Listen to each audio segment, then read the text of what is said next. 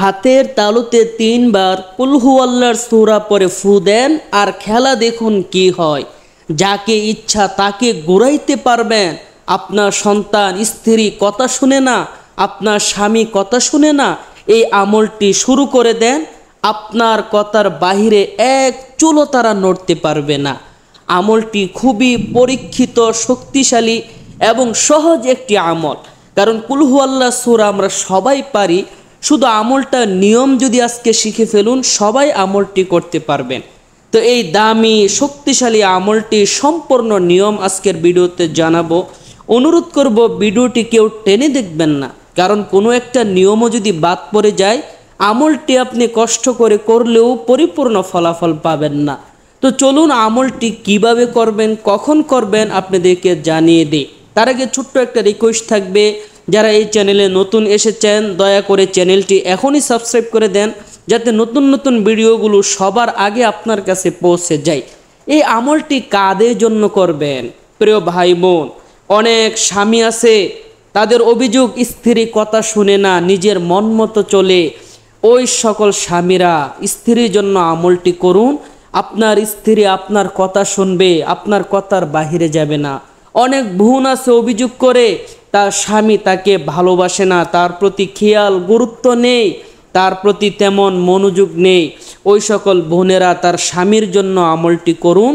ইনশাল্লাহ আপনার স্বামী আপনার প্রতি ভালোবাসা সৃষ্টি হবে, মহাব্বত বাড়বে, আপনার খেয়াল রাখবে। অনেক মা বাবা আছে তাদের অভিযোগ সন্তান কথা শোনে না, কেমন যেন হয়ে যাইতেছে, দিন দিন কথা শোনে না, নিজের মন মতো চলে। ওই সকল মা বাবারা সন্তানের জন্য আমলটি করুন। ইনশাল্লাহ আপনাদের সন্তান আপনার কথার বাহিরে যাবে না, আপনাদের কথা মতো চলবে, আপনাদের প্রতি ভালোবাসা মায়া মহাব্বত বাড়বে। অথবা অনেক ফ্যামিলিতে আছে বোনেরা অভিযোগ করে যে ভাইয়েরা বোনের খোঁজ খবর নেয় না, খবর রাখে না, ভালোবাসা কমে গেছে, দূরত্ব বেড়ে গেছে। ওই সকল বোনেরা তার ভাইয়ের জন্য আমলটি করতে পারবেন। অর্থাৎ যাকে আপনি চান যে সে আপনার প্রতি খেয়াল রাখুক, আপনাকে ভালোবাসুক, আপনার কথা শুনুক, তার জন্য আপনি আমলটি করতে পারবেন। তো আমলটি কিভাবে করবেন চলুন সম্পূর্ণ নিয়ম আপনাদেরকে জানিয়ে দেই। আমলটি আপনি রাতে বা দিনে যে কোনো সময় করতে পারবেন, তবে আমলটি করার আগে আপনাকে ভালোভাবে অজু করে পবিত্র হয়ে নিতে হবে। কারণ মহান আল্লাহ তাআলা হলেন পবিত্র, তিনি পবিত্রতাকে ভালোবাসেন। পবিত্র অবস্থায় যখন কোনো আমল করা হয় ওই আমলটা তাড়াতাড়ি কবুল হয়ে যায়। সুবহানাল্লাহ। তো ভালোভাবে অজু করে পবিত্র হয়ে যার জন্য আমলটি করবেন তাকে উদ্দেশ্য করে আমলটি শুরু করবেন। আমলটি শুরু করার আগে প্রথমে 3 বার ইস্তেগফার পড়বেন, যেমন আস্তাগফিরুল্লাহ রাব্বি মিন কুল্লি যামবি ওয়া আতুবু ইলাই, লা হাওলা ওয়ালা কুওয়াতা ইল্লা বিল্লাহ। আস্তাগফিরুল্লাহ রাব্বি মিন কুল্লি যামবি ওয়া আতুবু ইলাই, লা হাওলা ওয়ালা কুওয়াতা ইল্লা বিল্লাহ। আস্তাগফিরুল্লাহ রাব্বি মিন কুল্লি যামবি ওয়া আতুবু ইলাই, লা হাওলা ওয়ালা কুওয়াতা ইল্লা বিল্লাহ। এইভাবে 3 বার ইস্তেগফার পড়ে 3 বার প্রিয় নবীর উপর দুরূদ শরীফ পড়বেন। সকল আমলের আগে দুরূদ শরীফের কথা কেন বলি প্রিয় ভাই? হাদিসের মধ্যে আসছে যে কোনো আমল বা দোয়ার আগে এবং পরে দুরূদ শরীফ পড়া না হয় ওই দোয়া বা আমল আল্লাহর কাছে কবুল হয় না, পৌঁছে না। এজন্য সকল আমল এবং দোয়ার আগে দুরূদ শরীফ পড়ে নেবেন। তো এই আমলের আগেও 3 বার দুরূদ শরীফ পড়বেন। আপনার কাছে যেই দুরূদ শরীফটা সহজ মনে হয় সেই দুরূদ শরীফটাই পড়বেন।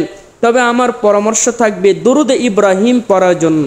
দুরুদ ইব্রাহিম হলো এই দুরুদ, যেমন আল্লাহুম্মা সাল্লি আলা মুহাম্মাদি ওয়া আলা আলি মুহাম্মাদ কামা সাল্লাইতা আলা ইব্রাহিম ওয়া আলা আলি ইব্রাহিম ইন্নাকা হামিদুম মাজিদ। আল্লাহুম্মা বারিক আলা মুহাম্মাদি ওয়া আলা আলি মুহাম্মাদ কামা বারাকতা আলা ইব্রাহিম ওয়া আলা আলি ইব্রাহিম ইন্নাকা হামিদুম মাজিদ। এটা হলো দুরুদ ইব্রাহিম। 3 বার পড়ে নেবেন। 3 বার দুরুদ ইব্রাহিম পড়ার পরে এবার আপনাকে এই নিয়মে 3 বার সূরা ইখলাস পড়তে হবে। আমি পরে দেখিয়ে দিচ্ছি, আপনাদের সহজ হবে।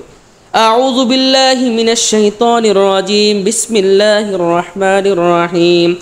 কুল হুয়াল্লাহু আহাদ, আল্লাহুস সামাদ, লাম ইয়ালিদ ওয়া লাম ইউলাদ ওয়া লাম ইয়াকুল লাহু কুফুয়ান আহাদ। এইভাবে আউযু বিল্লাহ বিসমিল্লাহ সহ সহি শুদ্ধভাবে 3 বার সূরা ইখলাস পড়বেন। পড়ার পরে আপনার হাতের তালুতে 3টা ফু দিবেন। এইভাবে 3টা ফু দিবেন। 3টা ফু দেওয়ার পরে আবার প্রিয় নবীর উপর 3 বার দরুদ শরীফ পড়বেন।